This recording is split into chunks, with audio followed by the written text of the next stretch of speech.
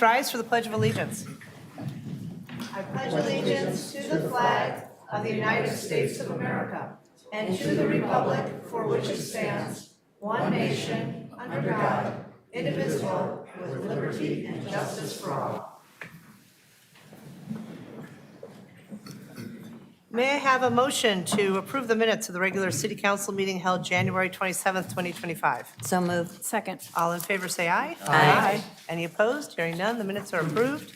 May I have a motion to approve the warrant list? So moved. Do I have a second? Second. Any comments or questions on the warrant list? Hearing none, will the clerk please call the vote? Councilmember Bruckman. Aye. Councilmember Ross. Aye. Councilmember Tapia. Aye. Councilmember Littlewer. Aye. Councilmember Stone. Aye. Councilmember Bloomberg. Aye. Mayor Rotering. Aye, 7 ayes, no nays, and the warrant list is approved. The next item is the report of the mayor. As we have at every city council meeting since October 7th, 2023, we continue to call for the safe return of all who are held hostage in Gaza. It is incomprehensible that 73 individuals remain captive after 492 days. We share our continued concern and support for their loved ones, particularly those who are here in Highland Park. I have no appointments this evening. We do have two proclamations this evening. The first is recognizing tomorrow, February 11th, as 211, get it, 211 Day in Highland Park. 211 Day is an opportunity to recognize the incredible community resource of the United Way of Lake County's 211 Lake County program, which provides a 24/7 multilingual connection to essential services throughout Lake County, whether that's mental health and counseling services, emergency financial assistance, help navigating healthcare resources, and more. Our community benefited tremendously from the expertise of the 211 team in the aftermath of the Highland Park shooting, and they have continued to be a valuable partner ever since. I will read the proclamation. Whereas United Way of Lake County has been dedicated to serving children and families in our communities for more than 100 years, and whereas the critical service 211 Lake County, which was launched by United Way of Lake County on September 24th, 2019, is open and available for everyone in Highland Park and across Lake County. And whereas 211 is a free, confidential, easy-to-remember, one-stop helpline that connects people in need to a wide range of essential health and human services and reduces non-emergency calls to 911. And whereas 211 enables the people of Lake County to get connected to help 24 hours a day, every day of the year, by phone, text, and online, regardless of the language they speak or where they live. And whereas 211 expert navigators are trained specialists who will listen, identify underlying problems, and guide people to available resources. And whereas since launch, 211 has made more than 375,000 connections to help from every zip code in Lake County, including 60035 and 60037. And whereas 211 team members have compassionately answered calls and texts from Highland Park community members with the top needs requested for help with housing and shelter, food, employment and income support, healthcare, and transportation assistance.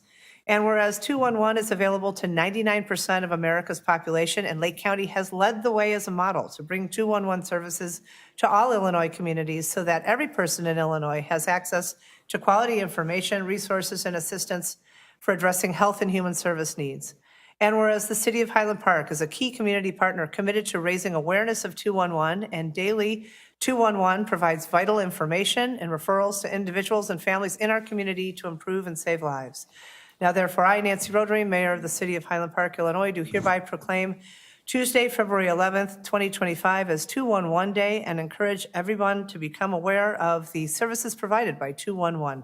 Thank you so much, and I'd like to, at this time, invite Gail Graves, Vice President of Community Impact at United Way of Lake County, excuse me, and Irene Herzovsky, 211 Advisory Council President, to the podium to share some words and accept the proclamation.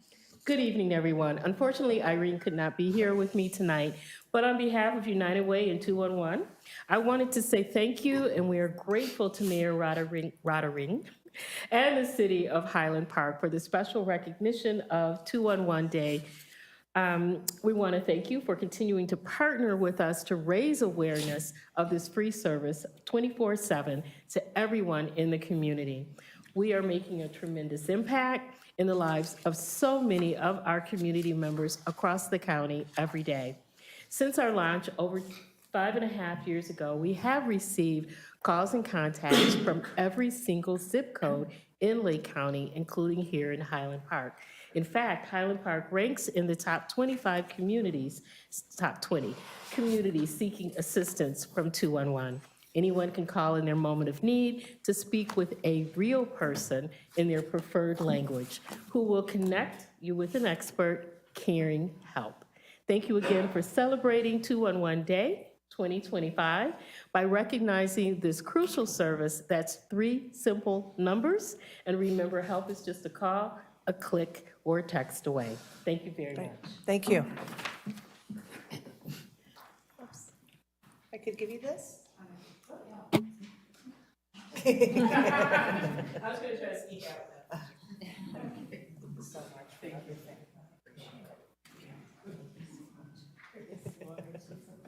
Oops. Thank you. Thank you again. Thank you. Continuing on, next we are very pleased to share a proclamation recognizing February 17th as the 16th Annual Day of Service in honor of Dr. Martin Luther King Jr.'s Day of Service, and which is one of the city's signature events presented by the city, the Human Relations Advisory Group, and the Park District of Highland Park. This is a special opportunity for our community to come together and support those in need through service projects and a donation drive.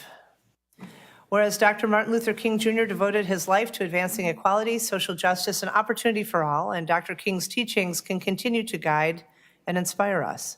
And whereas the King Holiday and Service Act, enacted in 1994, designated the King Holiday as a national day of volunteer service, and since 1994, millions of Americans have been inspired by the life and work of Dr. Martin Luther King Jr. to serve their neighbors and communities on the King Holiday. And whereas this year, Dr. King's holiday was on the same day as Inauguration Day on Monday, January 20th, 2025, the decision to reschedule was made by the city after careful consideration of a recommendation made by the Human Relations Advisory Group to ensure that this event to honor Dr. King's legacy through service receives the attention it so richly deserves. And whereas the city's Human Relations Advisory Group and the Park District of Highland Park will sponsor its 16th annual Martin Luther King Day of Service on Monday, February 17th, 2025, at the Recreation Center of Highland Park, 1207 Park Avenue West, from 10 a.m. till 12:30 p.m. Looking forward to seeing you all there.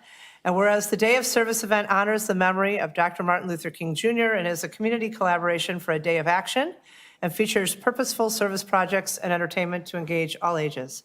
Now, therefore, I, Nancy Rodering, Mayor of the City of Highland Park, do hereby proclaim Monday, February 17th, 2025, as Day of Service honoring Dr. Martin Luther King Jr. in the City of Highland Park, and urge all community members to join in recognizing it as a day of service throughout Highland Park, and further encourage each resident to take part in service that will benefit communities and neighborhoods and provide a fitting memorial to the life of Dr. King. And I just have to say, we're so appreciative of the wonderful volunteers and staff members who work so hard to present this annual event. We're delighted to welcome Terry Tiersky, Chair of the Human Relations Advisory Group, to the podium to accept the proclamation and to share a report on behalf of the Human Relations Advisory Group. Welcome, Terry.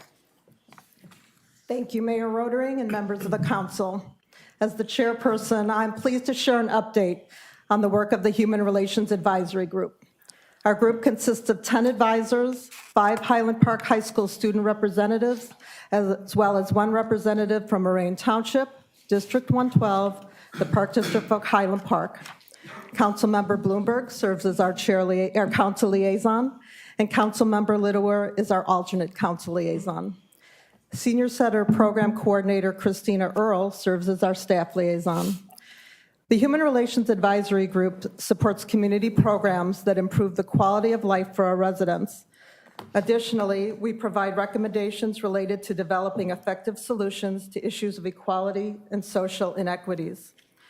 Our pinnacle initiative, as you just heard from the mayor, is our Day of Service, an annual event honoring the legacy of Dr. Martin Luther King Jr. This year's event will be held on Monday, February 17th from 10 to 12:30 at the Recreation Center, and everyone is welcome to attend. 30 organizations will provide meaningful service projects this year for the participants. The event also includes a donation drop-off to benefit local charitable organizations. The donation drop-off will take place on the morning of the event from 9 to 10:30, and a list of participating organizations, as well as the items sought, is available on the city's website. Plans for a new community conversation series are well underway and scheduled to launch to the public later this year. Designed as a 3-part conversation, this program will offer the community a unique opportunity to connect and share various experiences. Led by one of our advisors, Jarrett Fishman, members of our advisory group participated in a pilot series that included 3 facilitated discussions on issues of identity, society, and belonging. Feedback from the participants was excellent, and the group is excited to bring this meaningful program to the community later this year. The sessions are structured and thought-provoking and are intended to allow individuals a setting to get to know their neighbors, as well as our shared community. The intent of this initiative is to continue the important conversations beyond MLK Day of Service and to celebrate Dr. King's life and legacy by building bridges, encouraging introspection, and creating a safe space for us all to grow together. The Human Relations Advisory Group also hosts the annual Highland Park Awards ceremony, acknowledging the exceptional accomplishments of our Highland Park residents. Our group solicits, accepts, and comments on humanitarian award nominations, submitting feedback to be reviewed by the City Council for selection of award recipients. We also work together with the Character Count Steering Committee to select recipients who demonstrate outstanding character.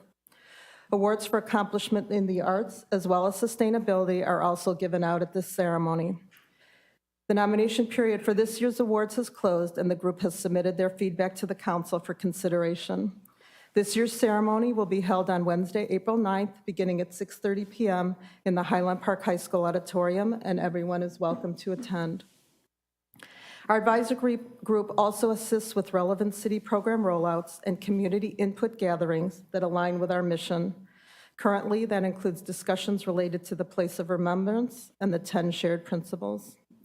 We will continue to identify initiatives to further promote human rights in our community, support city-led initiatives, and amplify events led by other local groups that align with our mission and our goals.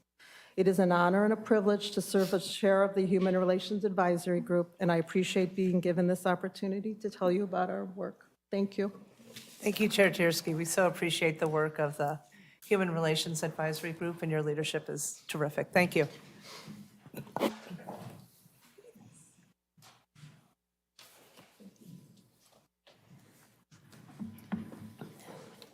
Next, we're pleased to welcome Esteban Carbajal to the podium to provide an update on immigration services available through the North Suburban Legal Aid Clinic.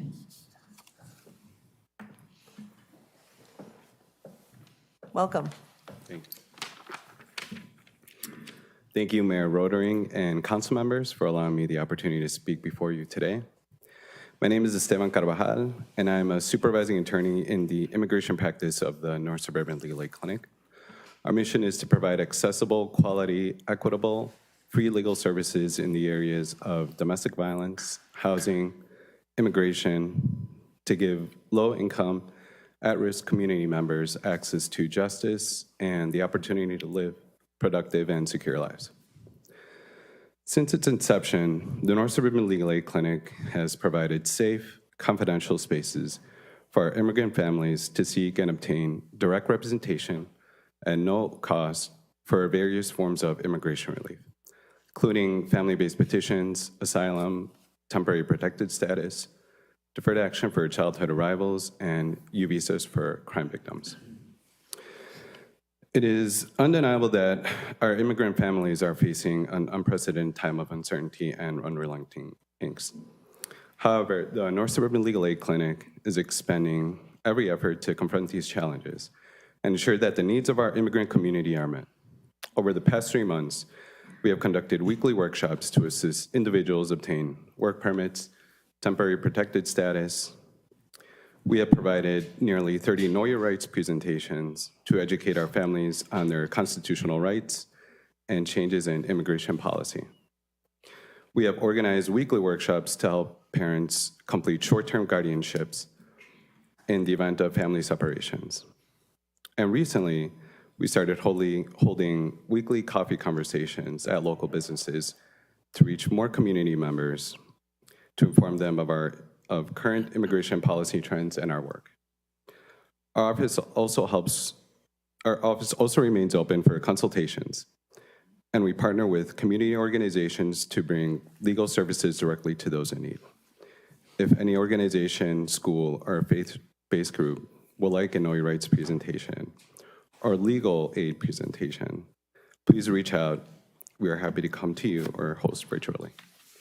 We encourage residents and leaders to share our services with those who may need them. With your partnership, we will continue to stand on the front lines, protecting and defending the rights of immigrants. And if you or someone you know needs legal aid, please let them know that we are here to help. Thank you. Great, thank you so much. And please share our appreciation with the whole crew at North Suburban Legal Aid. I know how hard everybody's working, and it's greatly appreciated. Thank you so much for coming tonight. Now I'd like to welcome Moraine Township Supervisor Ann Bassey to the podium. She's going to share information about the township's free tax preparation assistance program and other important initiatives. Welcome, Ann. Greetings, friends. Hello. Thank you for giving me a few minutes to come and hawk our free wares. For the 9th consecutive year, Moraine Township is providing free income tax preparation for low and moderate income taxpayers. We prepare basic returns for income around $67,000. There's a little flexibility there because if you've got a family of 5 earning $67,000 and a family of 1, it doesn't go as far. Last year we prepared, over 300 returns and got taxpayers $237,850 in refunds. This is a service that is available to anyone. If we use township staff, we have to limit our service to residents of the township, but this is operated, hosted by Moraine Township, overseen by Moraine Township, but the returns are prepared by volunteers who spend hours every year training and certifying with IRS to do this service. So because it's done by volunteers, we can make it available to anyone. If you work in Highland Park and you live in Morton Grove, please stop by on the way home or on Saturdays and we will prepare your return. We're open Saturdays from 8:30 to 12:30. You come and you drop off your return one Saturday, do intake, answer a lot of questions, give us your docs, and then the next Saturday you come and your return is prepared and ready to be reviewed with you. So it's an incredible service. We have 25 volunteers who train every year, hours and hours, and this is an amazing community, as you've heard me say way too many times. Another thing I'd like to let people know about, because sometimes, people are no longer seen. We have a transportation service for seniors and disabled residents.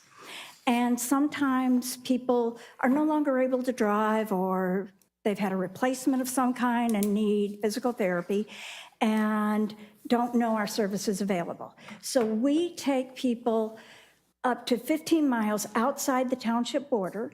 The priority is medical care, medical appointments, medical service.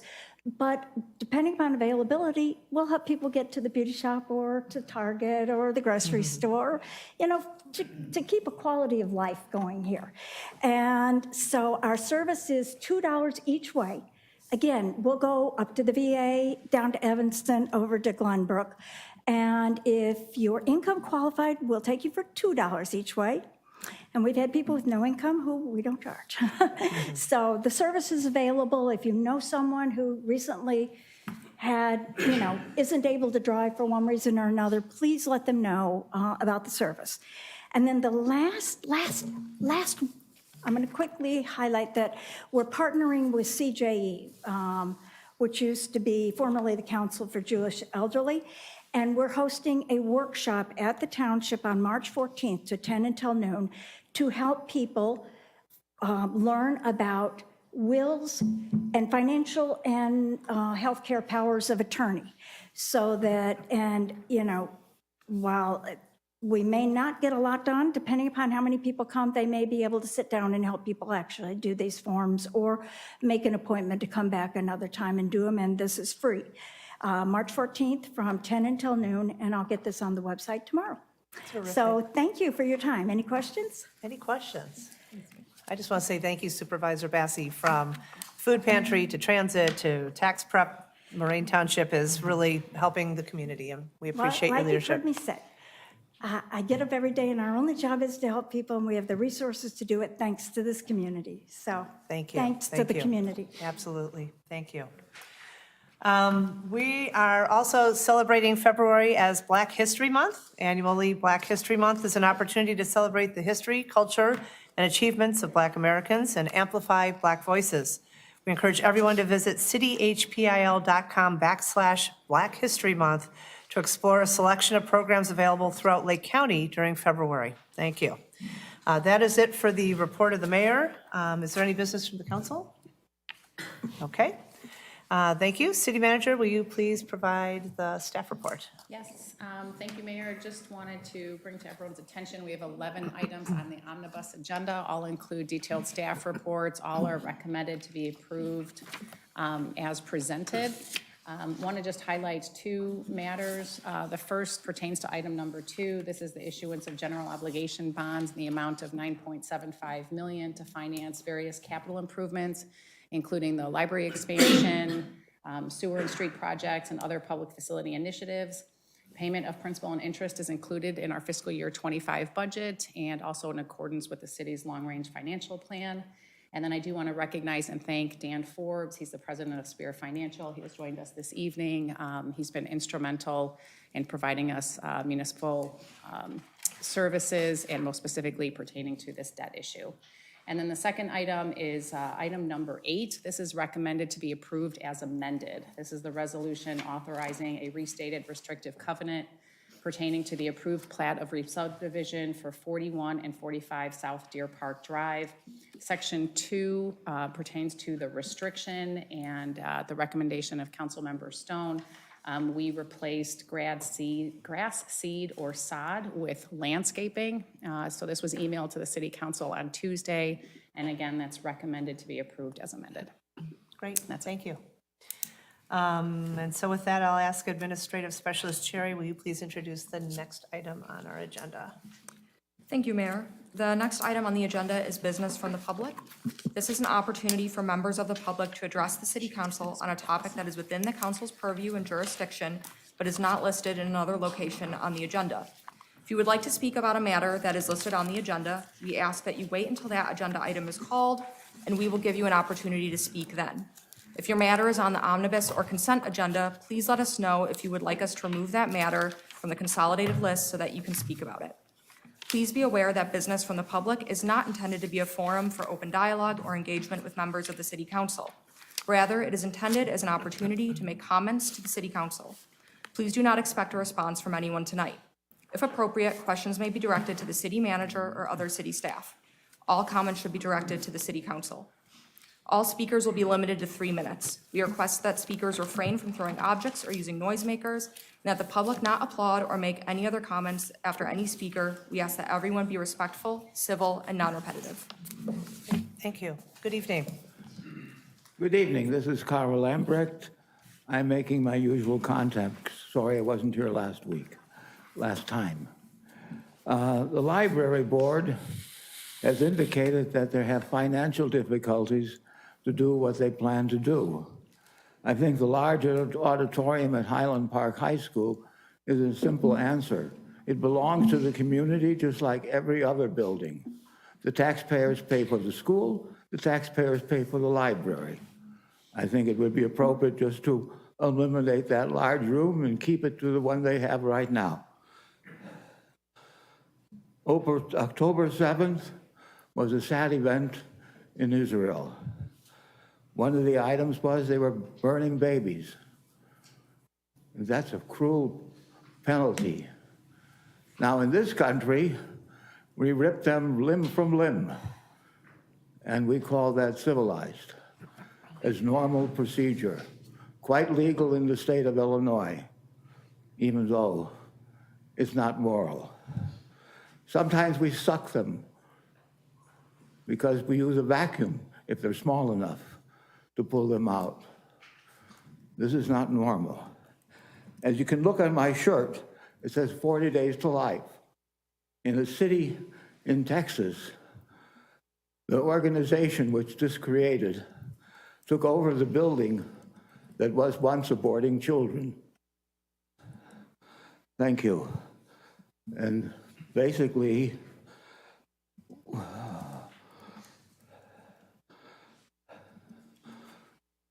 that's enough. Thank you. Any other members of the public wishing to be heard on an item not on tonight's agenda? Good evening. Hi. Excuse me. I'm Bradley Hergott. I'm running for the District 112 School Board and wanted to introduce myself to the City Council. I'm deeply invested in the community. I grew up on the North Shore and moved with my family to Highland Park in 2016. I have 2 kids that are in the district in kindergarten and second grade. And I'm heavily focused on education and helping out in the community and the district. I participated in the Strategic Change Discovery Committee, and through that process, I recognize that I want to help on the board to be a voice for the whole community. Students, community members, teachers, and staff. I have a background in law, in compliance, and in business. I own and operate a small business in Highland Park. And I also have I have board experience. I've previously served on nonprofit boards, including a community center, and also I served on a board of a charter high school in Chicago that I helped to found, Legal Prep Charter Academy. So I just wanted to also point out some of the things that I see in the district. When I came here in 2016 with my family, the referendum was on the ballot. It was highly divisive. That referendum failed, and it was an extremely precarious time for the district and for the community. And what I saw after that was actually really, really inspirational. I saw different sides of the issue get together, cooperate, and work it out. And we were able to come up with a plan as a district that we've been implementing. And that plan has been successful. And our school district has been growing and improving. And I want to make sure that as we transition from a focus on facilities to being solely focused on education, and as we transition from Dr. Lubelfeld to Dr. Schrader, that we have the support from the school board, we have the support in the community to make that transition really successful and to get all of our schools into the exemplary status that we now have 3 schools in. So that's me. Thank you for your time. I really appreciate it. Great, thank you very much. Any other members of the public wishing to be heard on an item not on tonight's agenda? Come forward, please, and state your name for the record. Good evening. Hi, my name is Sheldon Langer, 1880 Cloverdale Avenue, Highland Park. The reason I'm here this evening is because of a meeting that you held in the City Council that I logged in on a couple weeks ago regarding the Barn Steak Restaurant 2, and I was very interested in that meeting, and I thought it was very nice they're having a restaurant coming to Highland Park. What I didn't realize was it was to get a $750,000 grant. I read this, I saw it, I researched a little bit, and I couldn't believe what I was seeing. Private taxpayer money going to a private established business for their second restaurant operation. That funding belongs to a bank or private equity, not the taxpayer dollars of the city of Highland Park. Yet I saw a vote was held on this thing, and there was a 5-2 vote, of which 2 of you members, Mr. Blumberg and Ms. Stone, had the right common sense to say that's not a proper use of taxpayer money. Yet it was approved by you people. Then I researched a little further and I found out that this is not the first one. The first one was the Danucci's, part of a group. They got $1.5 million for a $2.3 million build out, 65% of their cost. What a deal. They should be going to a bank or a private equity group, not the city of Highland Park, for taxpayer dollars in the form of a grant. A grant is not a loan or investment. So my question is, what consideration has been given to you or the taxpayers in the city? I surveyed 10 to 12 of my friends at the gym and at the synagogue. Not one person was aware of this in the city of Highland Park, that taxpayer money was collected and used for private business in the form of a grant. This is outrageous and should be stopped. Thank you. Thank you. Any other members of the public wishing to be heard this evening on an item not on tonight's agenda? Good evening. Good evening. I'm Kevin Collether. Many of you know me. I'm here today to talk about first our 25-year-old comprehensive plan, which I've been told several times over the last several years was budgeted to be brought up to date. A lot has changed in 25 years. A theater has been torn down. There's now a vacant building there. The Saks has come and gone in that time and been replaced by one of the Albion. The fire station was replaced by another Albion. There's been a mixed-use building in the Ravinia Business District. A golf course has been converted into a nature preserve. None of these things are bad, I'm saying. What I'm saying is they're not reflected in the city's comprehensive plan. And it is time for the city council to work with staff and bring our outdated comprehensive plan up to 21st century standards. It was finished in the last century, believe it or not. I would also like to ask, with regards to the reconstruction of Green Bay Road, 2 years ago, we were told that it would begin in 2024 or 2025 and would take 2 construction seasons from April through October. Well, April 2025 is almost here. Is that still our time plan, or has it been pushed off? I think the community needs to know, since that is a major thoroughfare. And then finally, I don't know if you read, there's been legislation introduced in the General Assembly, which would affect single residence zoning and would basically outlaw it statewide. It does affect communities of certain sizes. I ask that the city research the legislation and let your citizens know if it will affect us, and if so, how, so that we have the right information to talk to our legislators about. Thank you. I'll answer 2 of your questions. So concerning the single resident zoning and other legislation that's going on in Springfield, I just want to assure you we're part of what's called a Council of Government, the Northwest Municipal Conference. 43 communities share a voice together. We have a lobbyist. We have a staff that analyzes legislation. Thousands of bills come through. They keep an eye on it and let us know what's coming and what's going to impact municipalities favorably and unfavorably. So we have that is kind of looking at those things and will keep us posted. As far as Green Bay Road, we announced that we were putting that project back a couple of years. I think it was at a request from the Central Business District businesses because of the work that we were doing in the Central Business District and the recovery from COVID. But City Manager, I don't know if you want to add a few more details. Yeah, it is postponed, so it's definitely not going to be held in '25, and we certainly will be having neighborhood meetings well in advance of the construction when it is planned. And then, Mary, would you like me to address the master plan? May I just ask that the FAQs on the website be updated to reflect that? Because the FAQ on the Green Bay Road website still says 2024 or 2025. Oh, okay. Will do. Thank you. Thank you. Yeah, thank you for letting us know that. Absolutely. And then the master plan, so we do have an outdated overall community comprehensive plan. However, what we as the city have done is a significant amount of work on corridor plans. So for example, we did a comprehensive review several years ago about the zoning and land uses within the downtown central business district. We've looked at various other corridors throughout the community. And so that's a more effective way of how communities have done comprehensive planning to best address specific project areas.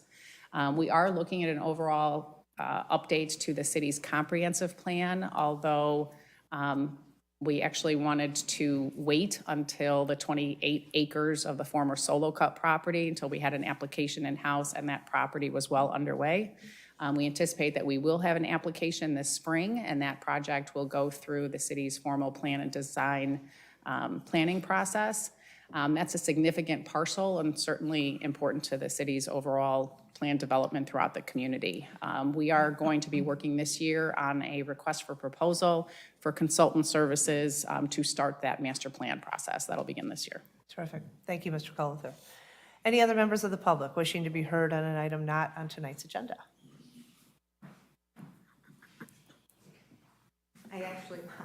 Faye Rosenberg. I'm a resident of Highland Park, and I also own a business in Ravinia. And Kevin reminded me about zoning issues.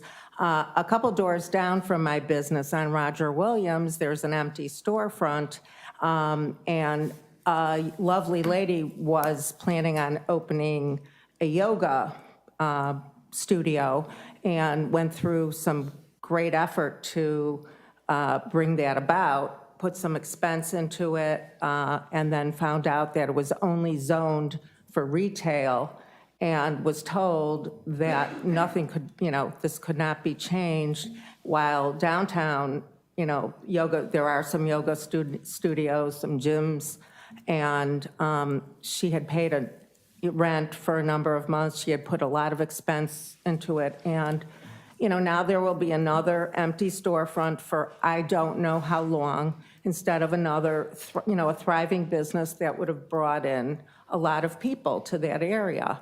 And so I'm wondering if there are any plans to, it's an old, zoning ordinance, but times have changed. We need to be open to other types of businesses on that, in that area. Thank you for raising that. And I'll share with you, we used to have that specific zoning in the Central Business District as well. It was called the POSO. It was a pedestrian overlay district. And we had that requirement of only retail on the first floor, mainly to generate sales tax revenue to reduce the burden on property taxes. But as Amazon came in and others came in and we saw the shrinkage of retail, we said, this isn't going to be sustainable. So that zoning was taken back. And now that's how you see nail salons and yoga studios and pediatrics and all of that on the first floors in the Central Business District. So I don't know if we have plans to revisit zoning in Ravinia. Actually, Mayor, we did do that process recently, and we did make some changes to the Ravinia district. The Ravinia district has a different zoning district than the downtown district. Right. Both of those districts, the zoning was reviewed. Part of the rationale for not changing the Roger Williams corridor is because it is a smaller footprint than downtown. And when you change the zoning to allow, for example, fitness uses, you can't just say, okay, we only want one. And so the concern was, are we changing the corridor feel from a shopping district, shopping dining district, to something that would be more service uses, where potentially it could turn and they could all be service uses. And so what we do, we communicate with our property owners as well as brokers regularly. And we strongly advise them that when they are working with prospective businesses, please make sure and have those businesses talk to the city so we can review the zoning and make sure that it meets the city's zoning before a lease is signed. In this specific incident, we did encourage a property owner owns other properties throughout the community as well, and we suggested we could help them find another location where they own property where it would be permitted. So that's kind of the approach that we took. So exceptions can't be made for, one yoga studio, on that street, or? It's not a conditional use. If it was a conditional use, then they could go through a planning process, but it's not permissible. Yeah, right, it's too bad. Thank you. Thank you. Any other members of the public wishing to be heard on an item not on tonight's agenda? Okay, seeing none, we'll continue on with our scheduled business. Items 1 through 11 have been grouped together for omnibus consideration with item 8 as amended. I'm seeking a motion to approve items 1 through 11. So moved. Second. Any comments or questions on items 1 through 11? Councilmember Stone. Thank you. I've got comments on 9 and 10, which are the EV charging. I just want to mention, I'm proud to have served on the Metropolitan Mayor's Caucus EV Readiness Advisory Group, and I'm very excited that we're taking action tonight to make it easier to develop public EV charging in Highland Park. The availability of chargers will help attract EV drivers to Highland Park, where they can shop and dine while charging their car.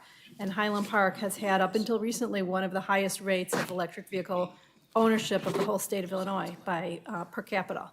So we've been leading on that and happy to continue leading. And just to edify those that are not in the know, EV means electric vehicle. Sorry. Yes. Great. Thank you. And with that, we have a motion and a second. Oh, I beg your pardon. Does the public have any comments on items 1 through 11? Seeing none, will the clerk please call the vote? Councilmember Bruckman? Aye. Councilmember Ross? Aye. Councilmember Tapia? Aye. Councilmember Littlewer? Aye. Councilmember Stone? I'm voting aye on all except number 7. I'm voting nay on 7. Councilmember Bloomberg? Aye. Mayor Rotering? Aye. 7 ayes and 0 nays on items 1 through 6, 8 through 11, and 6 ayes and 1 nay on item 7. Thank you.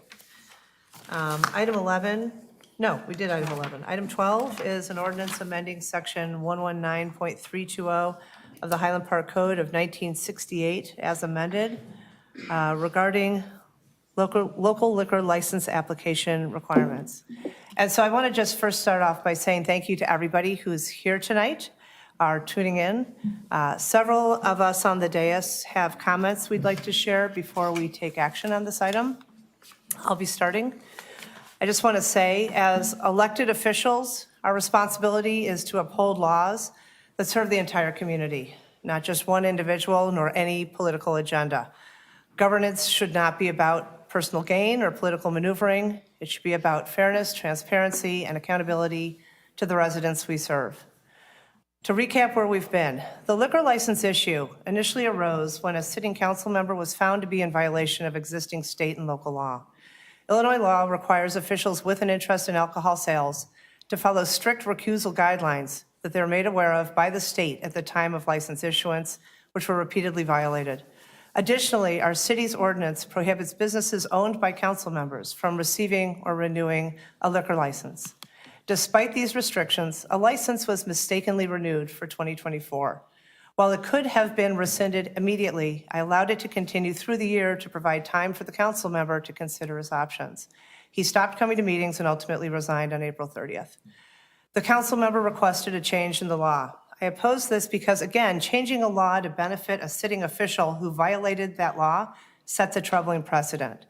Nonetheless, as a courtesy, the amendment was placed on the agenda in February 2024, but failed. A second request to place it on the agenda occurred in April and did not move forward. And then the issue was later brought to a citizen referendum, which passed on November 5th.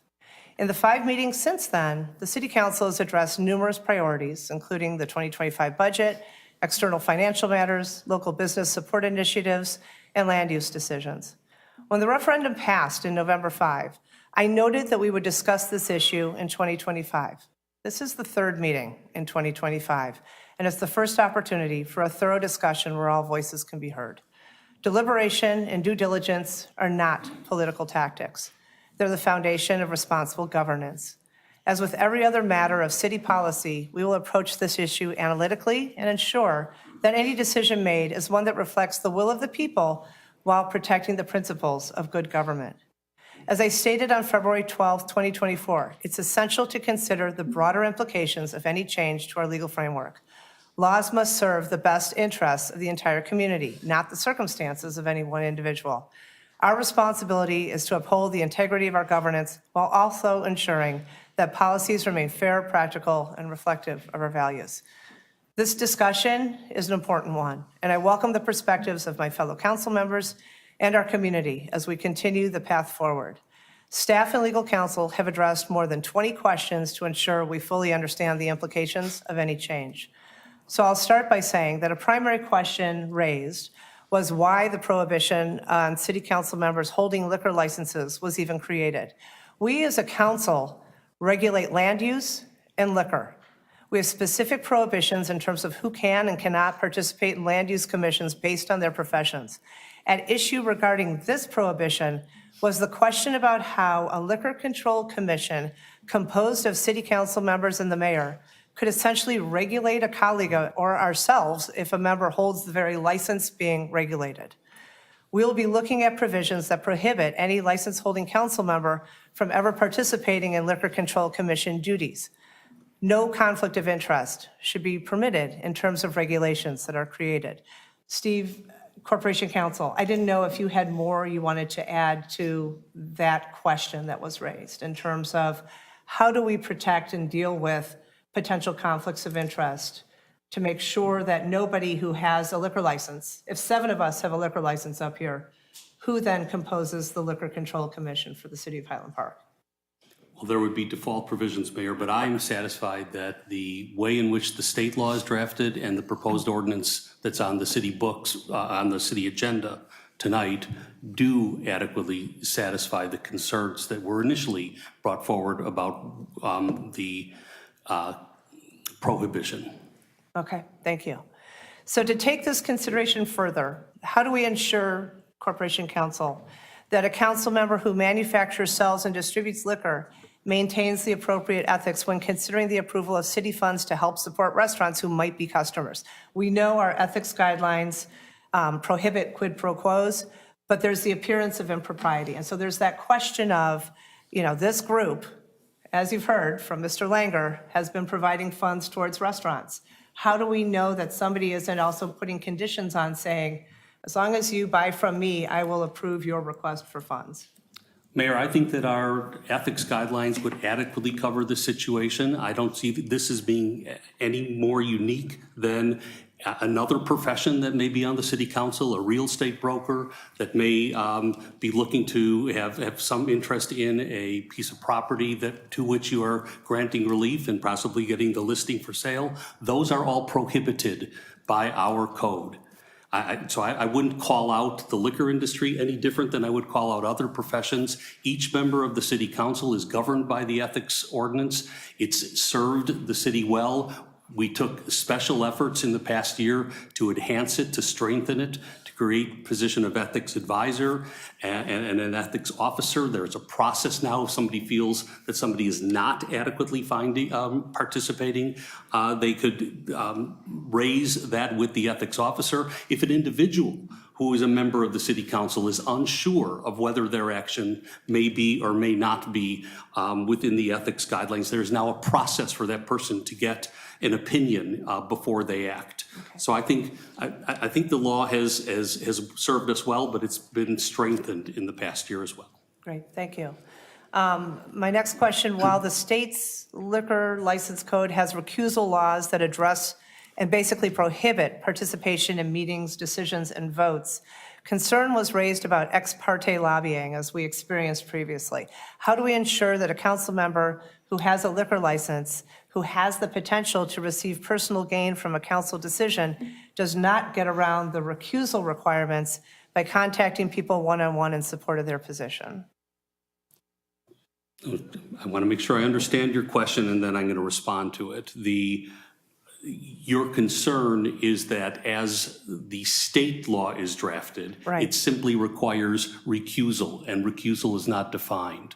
Well, no, it talks about recusal from meetings, decisions, right, but and that votes, still is. But it doesn't talk about discussions. I was going to get to that, okay, but it still is generally defined. Right. We have in Highland Park adopted a definition of recusal that goes beyond merely not participating in a vote.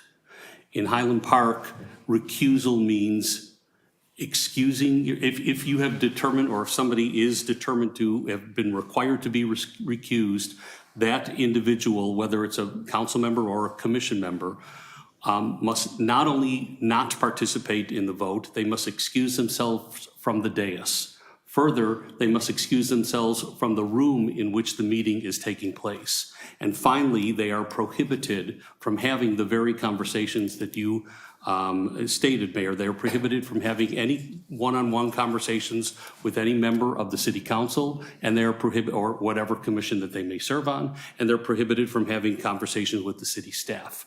So in Highland Park, we have taken the recusal concept a step further. And I'll note, although you didn't ask, that the ordinance that's on the agenda tonight builds in that recusal protection to the liquor license procedure. Great, thank you. So those were my specific questions and concerns. I want to thank you, Corporation Counsel, and thank the staff for your comprehensive memo that was provided in the agenda packet and for your work addressing these questions. With those concerns addressed, I will be voting yes on tonight's ordinance. I'd now like to hear from my council colleagues. Councilmember Bloomberg. Thank you, Mayor. I'll keep my comments fairly brief. I think they echo your statements in terms of how we got here. Those of you who were here when we initially voted on this under urgent circumstances, I voted against amending our ordinance because at that time, we were essentially being asked to change the law to accommodate an individual who found himself in violation of the law, and I was not willing to do that. At that time, and since then, I've indicated to anybody who has asked me, and a number of people have, whether I would be willing to reconsider my position, and I have always indicated that I would be willing to reconsider my position under the normal circumstances in which we normally legislate, and we now find ourselves under those circumstances. We've had a chance to go beyond the initial information that we got under urgent circumstances. As you've heard, we posed a number of questions to Corporation Counsel and the staff. Many of those questions were mine. My concern was that although some of my colleagues qualified the state law as archaic and out of date, I have trouble accepting that because it's been updated and amended numerous times, including after the year 2000. So there's some aspect of the law that our state legislature apparently did not consider to be out of date. So the purpose of that law, whatever it may have been, was unclear to me. And so my questions were largely addressed to the purpose of that state law.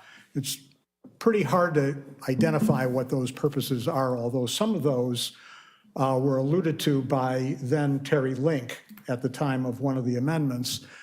And as best can be determined, I think reasonably, is that the law was not intended to be a substitute for prohibition. It doesn't regulate the sale, manufacture, distribution of liquor. It regulated the interaction of the liquor industry and government. And at its base, it seeks ethical considerations. And as we've just heard, in the city of Highland Park, I think it is now evident that we've addressed those ethical considerations, one of which was, in addition to not voting on a matter of a conflict of interest, is that recusal in Highland Park extends to any participation either at a meeting or through a lobbying effort to contact members of the city council on a matter in which an individual is recused. And this is no different from other matters involving conflicts of interest. So it's placed on the same footing as any other ethical consideration. I'm satisfied with that. On that basis, I'm going to vote in favor of the amendment that's being proposed tonight. But I want to say one last thing about myself and my role on the city council. And this should not be new to anybody who knows me, who has attended city council meetings during the last 14 years that I've been serving on the city council. I do hear the voices of those who have favored the amendment. I'm fully cognizant of the overwhelming number of people through the recent vote and through the meetings that we've had of what the percentages are in favor of amending our law. But as I've stated consistently, the fact that an opinion is held by a majority of residents is something that I may consider, but I do not consider it to be controlling. We've been asked to vote according to the will of the people, and I'm uncomfortable with that. I've never committed as a representative in this community to vote the will of the people. I'm here to represent the community, not an individual voter, and not any specific group. I understand that this is frustrating. I know many of you have been angry with me over the position that I previously took, and people are angry with me when I take unpopular opinions, as I have from time to time during the years that I've served on the city council. I voted in a way that I feel was best and represented good governance. I'm satisfied tonight, under the opportunity that we've had to review this under normal circumstances, that the ethics at the base of this ordinance are properly served through our ethics ordinance in a direct manner, and that the amendment represents an appropriate balance of everybody's interests. Thank you. Councilmember Stone. Thank you. Governments take time to make changes to policies, and that can be frustrating, as we've all experienced. But it's an important element of the system. Changes to any law should only be made through a deliberative and thorough process, which carefully considers the consequences and future impacts of the proposed change. Thank you to everyone who's provided their input on this issue. I've listened to all of your emails, your calls, and your comments. I appreciate the research that staff has done and Corporation Counsel to provide responses to many of my questions and those of my colleagues on this issue. My priority is always to do what's in the best interests of Highland Park and to ensure that the council acts with high regard for ethics and integrity.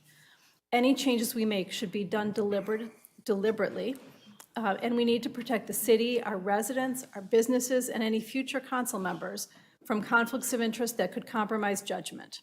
This is especially important now since the city has been making sizable grants to businesses, including restaurants. And I appreciate the responses that the Corporation Counsel has provided to my questions and my colleagues' questions on this issue. I've got one remaining question. All the others have been answered. For Corporation Counsel, are we now, I see that we've struck the whole section. Are we allowing police officers to hold liquor licenses? Or We're taking no position on it, but they are prohibited under the state law. And in Illinois, we operate under a dual system of licensing, so they would still be prohibited under state law. Thank you. My other questions have all been addressed, and I really, as I said, appreciate the memo and the thoroughness that staff and Corporation Counsel have taken to provide that information to us. I will be voting yes as well on this issue tonight. Thank you. Councilmember Bruckman. Thank you. The people of Highland Park spoke clearly in November with 82% supporting this amendment. I take that result seriously, which is why I'm supporting updating our ordinance in line with the community's vote. Any suggestion that this process has been about political maneuvering rather than governance is simply false. I did not delay a vote. This council took the time to evaluate the policy properly, as we should with any ordinance that impacts the structure of our government. Now we are doing that, and we're doing what the voters asked us to do, and my vote is going to reflect that. With that, I just have one question that wasn't answered yet.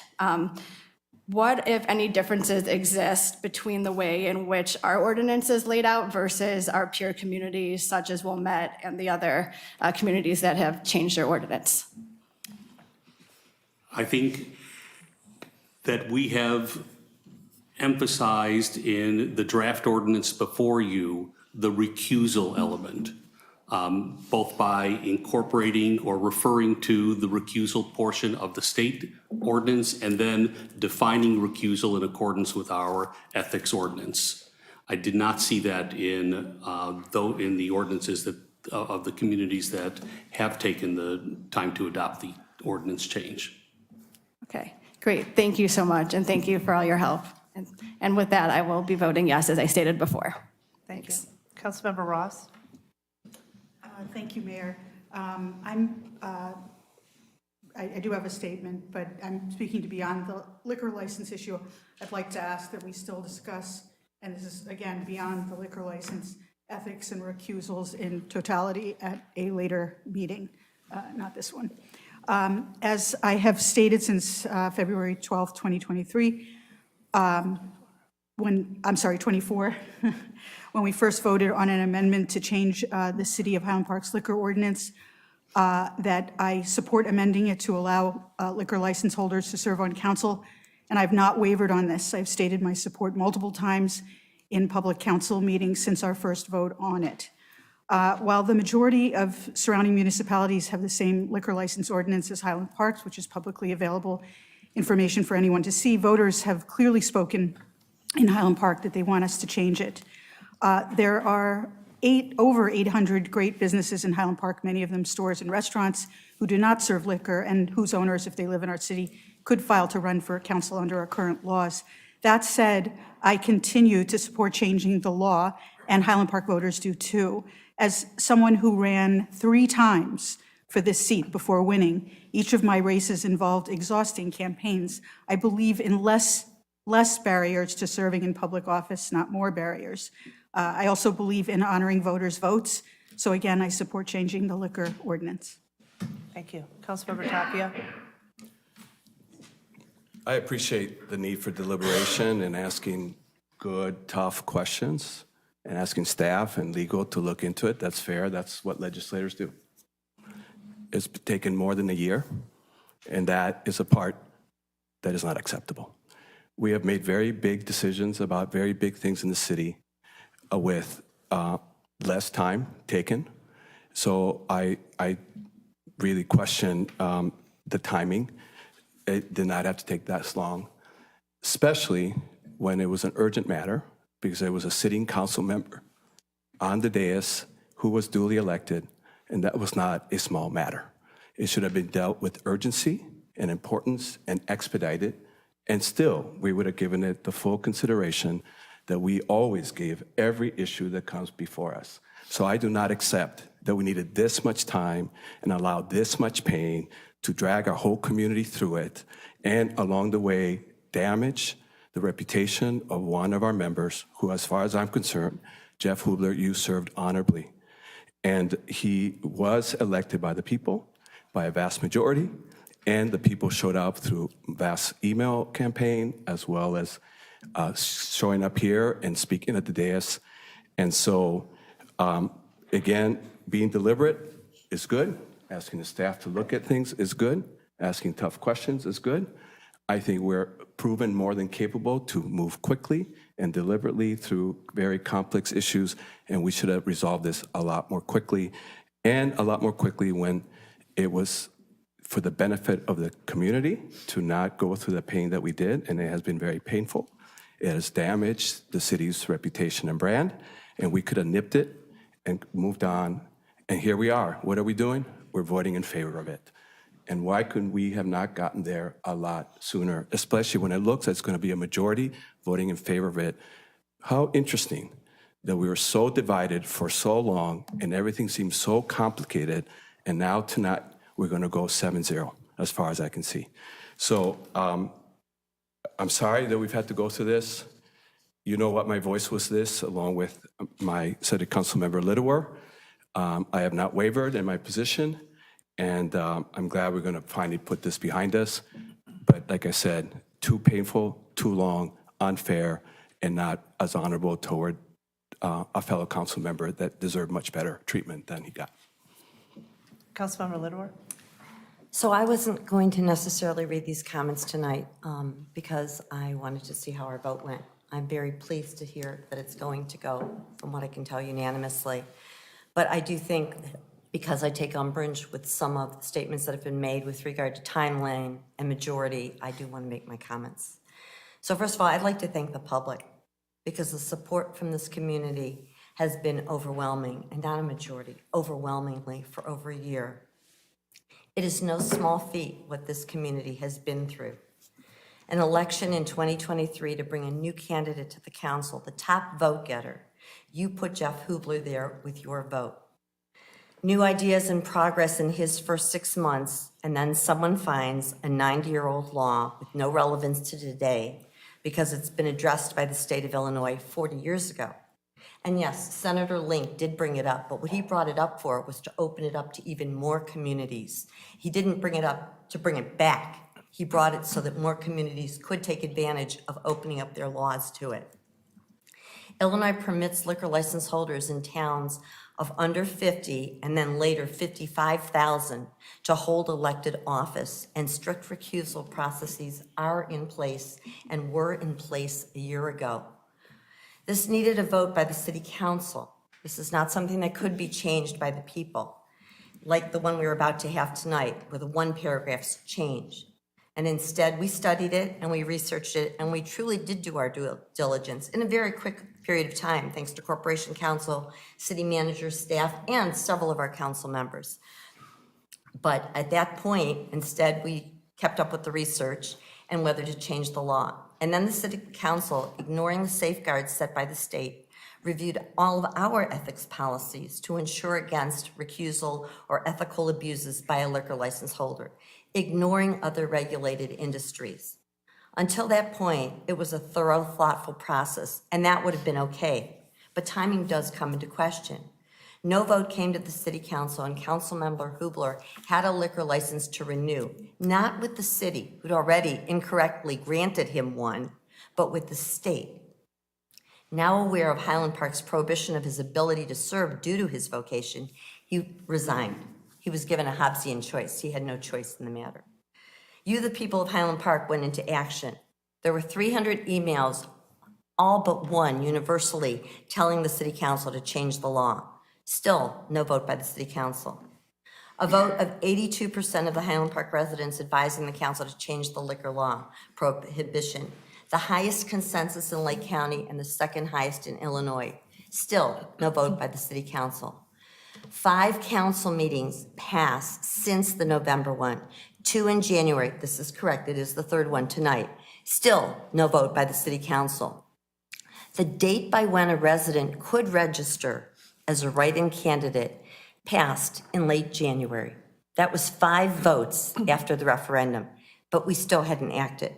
So tonight, on February 10th, the amendment appears on the council agenda with clarification as to ethics regulations discussed and accepted in September 2024.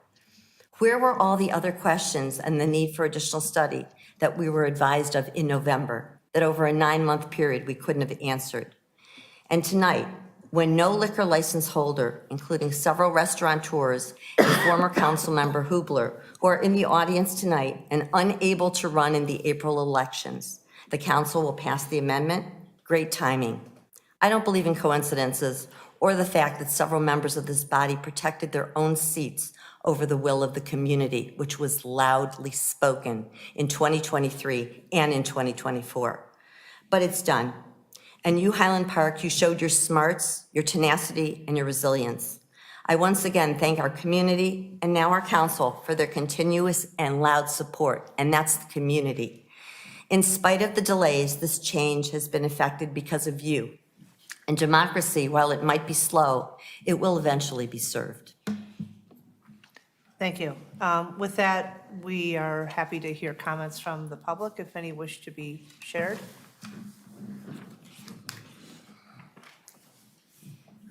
Good evening. Hi, my name is Jeff Hubler.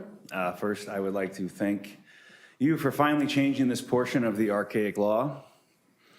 With that said, less than a week after ballots for the April election closed, effectively barring me from running as a write-in candidate for the Highland Park City Council, the mayor has once again shifted her stance. Rather than waiting until after the election, as stated and written in the press for everybody to see, the city council is now voting on whether to change the law. This sudden expedited vote conveniently allows candidates who had previously blocked the issue from being addressed to now claim they support the law. And for those who don't understand the rules of this body, just 3 members can bring an item to the vote. It doesn't have to be the mayor. It doesn't have to be 6, 7, it's 3. So in November, any one of you could have joined Andres and Annette to bring this to a vote, but all 5 of you told Gita, no, I don't want to do that. This wasn't just a coincidence, it was a calculated move to manipulate the democratic process. If undermining democracy once to remove the highest vote getter wasn't enough, you've done it again, congratulations. Then there's what recently happened with James Lynch. Initially approved to run by his board for the 4-year term, was suddenly told he must remove his name from the ballot. The sudden reversal? Who knows why? Did someone say something to gain political power, leverage? Why in Highland Park, people are systematically preventing qualified candidates from running while long-term incumbents remain in power for 12, 16 years, many times not even opposed? Why are so many city council members appointed rather than elected? It's all coincidences, apparently. But I believe the people of Highland Park are thoughtful, educated, and critical thinkers, and I trust they recognize what's happening. But recognizing the problem doesn't change the reality. In the 4-year election, voters have now no choice, and at least 2 candidates who would have run were blocked from running. Our votes have been rendered meaningless for those 4-year seats. However, there is still one opportunity to make a difference. The 2-year election, ironically for my vacated seat, a seat I could actually be running for, had this vote happened 1 meeting earlier. But I have been forced to the sideline, and those in Highland Park who want real change in this community must vote accordingly in the April 1st election. While I had not planned to make a personal endorsement, the urgency of this issue compelled me to act. After careful consideration of all 3 candidates, I believe, and I know, bringing a fresh voice in with a new vision for our city is paramount. With my vote, I fully endorse John Center for the 2-year seat. Thank you. Any other members of the public wishing to be heard? Yes, Good my name is Richard Rosenberg, and I just want to say, really, these are your stated reasons for delaying this and your excuses for dragging this out?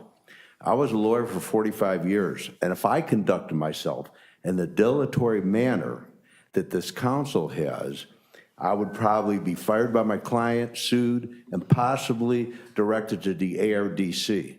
All right? It's been 8 months since the resignation of the subject of your concern, last April. What has changed since April 2024? Besides your semantics, now you come up with a bunch of reasons, none of which carry any weight. It's just ridiculous. Your interests are transparent. I mean, we don't just see you on cable TV. We're all here, we know each other, we all live in the same town, and your interests are transparent. You just drag this out so Hubler couldn't run for council. That's more than clear. I mean, the deadline was what, a couple of weeks ago or so? What's going on here? You all said nothing to justify why this took so long. Andres is 100% correct. I really would like to know what information you came across in the last 10 months or so to make this okay and viable now. Absolutely nothing. You said you had a concern finally in the last week. I would like to know when you finally sat down to discuss the recusal law, when that was done. I bet it was done after the first of the year. All of this could have been done 9-10 months ago. What you said today is not justification. It's not a good reason for what you did. It just proves the fact that you had no reason for waiting this long, and it was only out of your self-interest. And unfortunately, you're not going to be up for election, some of you, until like 2027. Some of you are up for election in April. And you should just be ashamed of yourselves. I mean, we're not idiots. We saw what was going on here. We saw that nothing changed. We saw what occurred. I mean, what's going on? Who are you trying to kid? It's just absurd. This should have been taken care of some time ago, immediately. Well, yes, it was an urgent situation. And one of your own was being thrown off the council. It's highly inappropriate, and your actions were totally inappropriate the last year. Thank you. Just a reminder, we did take action in the meeting immediately after finding that there was an issue, and the motion failed. And I believe Councilmember Bloomberg explained what the concern was. So I'll just leave it at that. Good evening. Hi. My name is Linda Feinstein. I hadn't planned on saying anything tonight, but I had a couple of questions.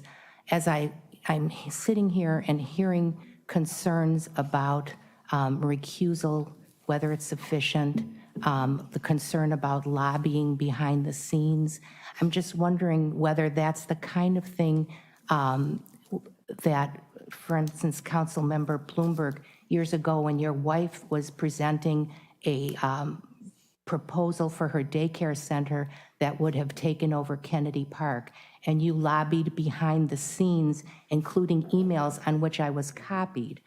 Is that the kind of lobbying behind the scenes that we're now concerned about? I'd like a little bit more information about recusal, and perhaps I can get that by reading the ethics laws more carefully. I also wanted to mention that I have a fundamental difference of opinion on whether the purpose of the amendment would have been to benefit a member of the council. And I think it really goes to the issue of who's benefiting by council representation and by having access to the ability to vote for someone. And to me, this has always been about the public's ability to vote for somebody of their choosing. It's been about the public's ability to vet their candidates for themselves. It's about showing respect for the intelligence of the public and their ability to look at the qualities of a candidate and determine for themselves whether holding a liquor license is really a disqualifying feature or whether it's something that really is a benefit. Those are the kinds of decisions that I think belong to the public. I don't think they belong to you. I think that the benefit of having someone who we've elected stay on the council is a benefit not to Jeff Hubler, it's a benefit to us as the public. And I just wanted to say that I respectfully disagree with the emphasis of who is actually benefiting. And the thought that retaining your position as a council member is a personal benefit as opposed to public service, that's something that I think that we all should think about a little bit more. So thank you. Thank you. Yeah. But before you leave the podium, ma'am, Linda. Linda, Mrs. Feinstein. Mrs. Feinstein, the issue to which you refer involving my wife and the community nursery school was not a matter before the city council. The use of Kennedy School, whether that occurred or did not occur, was not a matter that could come before the city council. It had nothing to do with my role on the city council or my position on the city council. It is not something that I would have had an opportunity to vote on. However, when the Carter Center was being sold by the city of Highland Park, and we took, I think there were 18 separate applications. One of those applications included as a public benefit space for the community nursery school. I recused myself, and I had no conversations with anybody on the city council, nor any conversations with members of the public about that. And I remain recused despite the fact that a separate proposal was accepted by the city council and moved through the city council for about a year and a half, even though the applicant who proposed that use was no longer before the city council. So I very carefully remained completely recused. Thank you. Thank you. Good evening. Hi. I'm Doug Purington. I'm a Ravinia resident for over 32 years. And I think everybody on both sides of the issue have spoken well and eloquently and informative. So I'm not here to repeat any of that has been said. I want to thank all the council members and the mayor for taking the stands that you have this evening on behalf of those people that I've lobbied with to have this changed many, many months ago. They've all meant well and expressed their opinions in a resourceful and appropriate manner. So I want to thank you on behalf of them, and hopefully that as time goes on, other issues that come to your forefront can be addressed more quickly and resolved more quickly than this was. But thank you very much. Thank you. Any other members of the public wishing to be heard this evening? Good evening. Hi. So when this all started... Please state your name for the record. Ashby Beasley. When this whole thing started, I remember I came up here and I said that I really hoped that this would be a ballot initiative. And I said this also to Andreas and some other people. And I really wanted the public to vote on it. And I said to you guys directly that I really hope that you listen to the people and listen to like what they vote on as a ballot initiative, because That was my personal opinion. So I'm really glad that you have listened to the public, even if it took time. But I think moving forward, like we as a community, people have said things online that they can never take back to their neighbors. Stores they used to shop at, places they used to enjoy going, they cannot go anymore because this has caused such a divide and such a rift in our community, which is very, very sad. So I would really like to ask you to make an effort to bring our community together again. And I don't know if that's doing town events. I don't know if that's doing town halls. I don't know if that's like doing coffee. I don't know what it is. But first, because there's another election coming up in April, I think we all need to meet and we need to meet Marissa. I don't know very much about you. I think we need to reconnect with incumbents, but also moving forward to the next election, we need to spend time getting to know all the people in this community who want to run for office. Do you know what I mean? And we need to come together and we need to like start being neighbors again and being nice to each other. So I'm happy that you are, you listen to the people and that you have passed this, but I hope that moving forward, we can do more community building to kind of heal what's happened here, because it's really unfortunate. Thank you. Any other members of the public wishing to be heard on this matter?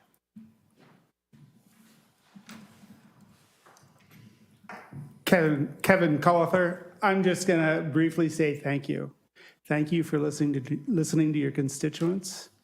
Thank you for doing your due diligence and ensuring that we get it right.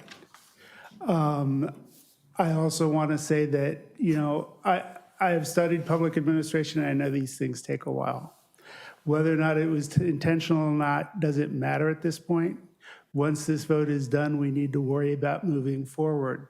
By getting this vote done, we get to that point quicker, and we can start addressing many of the other issues that are facing this community, like bringing us together and healing the wounds that have been caused, that I hear every day that I'm out talking to people and knocking on doors. This is issue number one. I'll let you know that. It is the first question that comes out of almost every person's mouth. So I am glad you're putting it behind us, that you're voting to change the code, and that we can put it behind us. And hopefully then, with our day of service, we can all start the healing process. So thank you. Thank you. February 17th, Rec Center. See you there. Anybody else from the public wishing to be heard?